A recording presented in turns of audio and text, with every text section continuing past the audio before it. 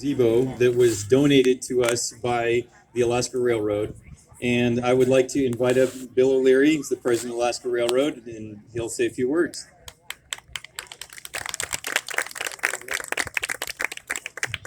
With the emphasis on a few words, all right? Really, really happy to be here today. Really, really happy to be in Nenana today. It's a beautiful day, but the mayor assures me it's always like this in Nenana, so that's a great thing. Nenana is obviously very, very important to the Alaska Railroad, has been for, wait for it, for 100 years. But it's just a very small gesture of our appreciation for letting us host our birthday party here. The railroad has donated this gazebo to the city of Nenana, and we know it's going to be put to great use by the mayor and the community here. And we just really want to thank the community for all the support they've provided over the years, and I think we've got a great relationship with them, and we'll continue to build on. So that's my story. I am sticking with it, and we're going to cut the ribbon here.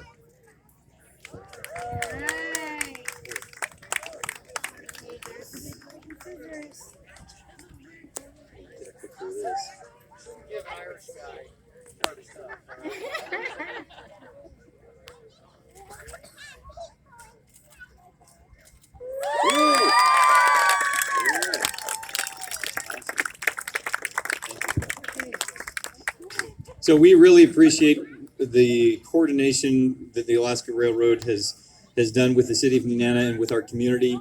They've really done a fantastic job going above and beyond. I want to invite Christy up here just so everybody can meet her.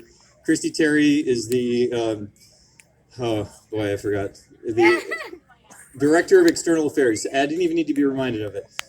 Director of External Affairs for the Alaska Railroad, and she has been coming to community meetings. She's been reaching out to community businesses, and she's been trying to make sure that the community's involvement and input is taken into consideration in the planning of this event. And in some of those meetings, we talked about some of the things we were going to need, and one of them was parking. And so Nenana doesn't have a lot of big parking areas. It's a densely, it's a kind of a dense area. And so we talked about some space behind the depot, and we've been wanting to build this parking lot over that direction. And I said, well, maybe we could build this, and the railroad could maybe reimburse us for part of it. And they were open to the idea, but it was way above what was able to be budgeted. And so, asking you shall receive, I said, well, what if we're building this little city square? What if if you guys donated to us a gazebo? And she said, well, yeah, we could look into that. Let me ask my boss. So she asked, and they said yes. And so they donated this almost $20,000 gazebo. And so we went looking for a good gazebo that would be suitable to the area and for the purposes that we hoped for, and found this one in Rhode Island. I didn't know it was in Rhode Island. It's found on their website. And we ordered it, and the shipping, I was sure that when I put in our zip code that the shipping price would just go through the roof, but it didn't change. And so we ordered this gazebo and found out it was coming from Rhode Island. The owner of the company called me a few days later, and he said, "You are the farthest away customer we've ever had." And he said, "I think Washington's about the farthest state that we've ever delivered to." And he said, "I've been trying for 5 days to get somebody who will ship this thing to Alaska for any reasonable price." And he said, I can't find anything for less than 5,000 or 6,000, and the shipping price was 2,000. And he said, but that's what was advertised on our website. It said the continental United States, and Alaska is on this continent. So he said, I'm going to honor that. He said, I wouldn't do that to you guys. I would assume that by now they have updated their website to say contiguous United States. But I told him that it is going to a great cause. It is for the Alaska Railroad's 100-year Centennial. I told him I would take pictures of it when it was done, and he can put it on his website. And I wanted to thank the folks who put it together. We had some of our employees that were working on some of our other projects, and some of our city employees come together and install this thing. We also just installed a stage on the front of it so that we can have musical performances or other like festivals and events like that.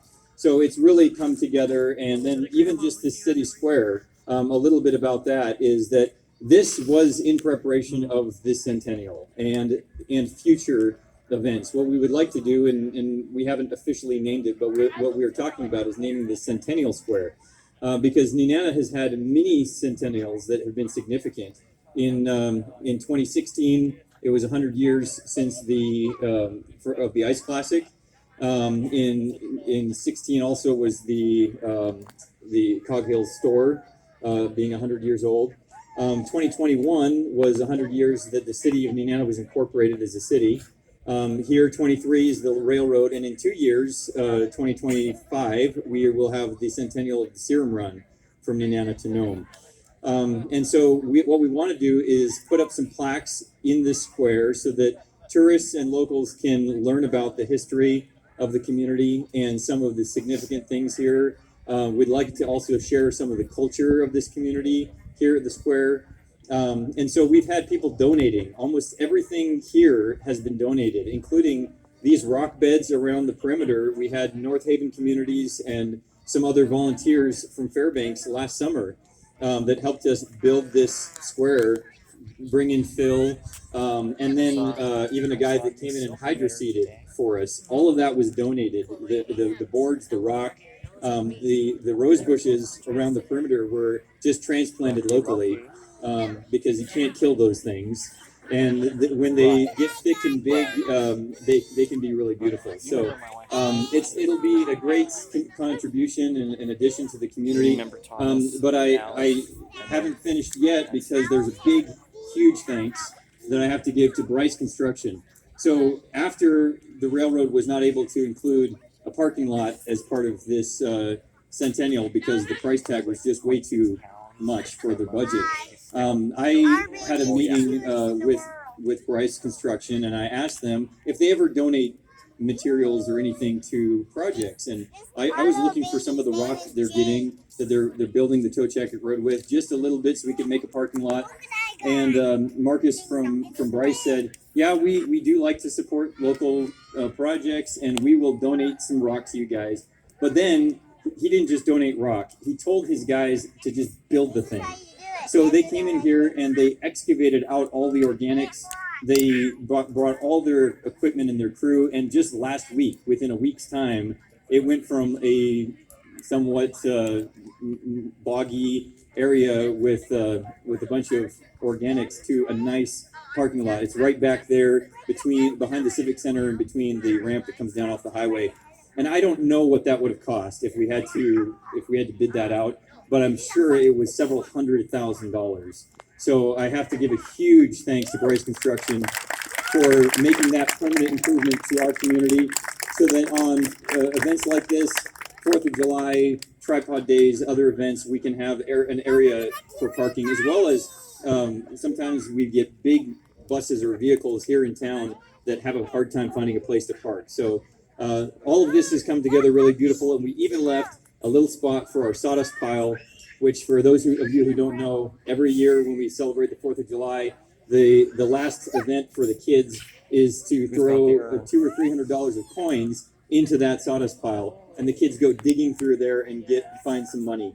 So we've left that as a permanent fixture as part of the square, and we hope to continue to have additions of historic things like earlier I announced the Pioneer Air Museum is working with us on a plaque to commemorate that first flight from Fairbanks to Nenana with a plaque about Ben Allison. So it's all come together really well. Again, thank you to the railroad for this. I'm sure it will be very well used. Thank you.